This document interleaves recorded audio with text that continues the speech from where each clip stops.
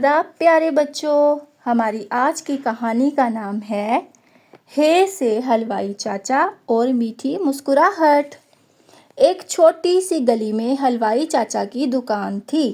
صبح صبح حلوائی چاچا کڑاہی میں گرم گرم حلوہ بناتے تھے۔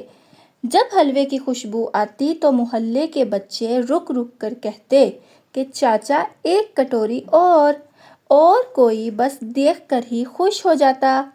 ایک دن حلوائی چاچا نے سوچا، صرف حلوہ ہی نہیں، بچوں کو خوشی بھی دینی چاہیے۔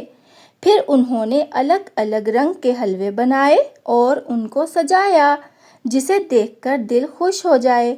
شام کو جب بچے آئے تو سب نے کہا، واہ چاچا، آج تو دکان جادوئی لگ رہی ہے۔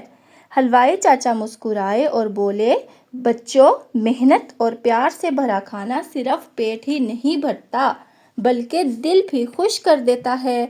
اس دن سے دکان کا نام میٹھی مسکراہٹ بن گیا اور آج بھی جو بھی وہاں جاتا ہے، ایک کٹوری حلوہ اور ایک بھرپور مسکراہٹ لے کر ہی واپس آتا ہے۔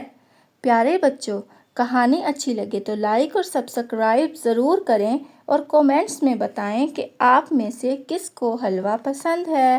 اللہ حافظ۔